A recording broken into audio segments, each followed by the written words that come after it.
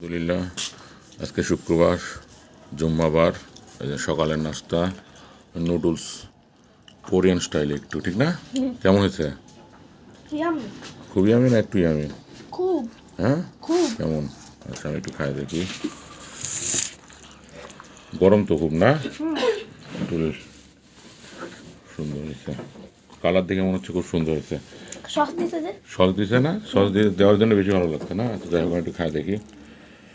বিসমিল্লাহির রহমানির রহিম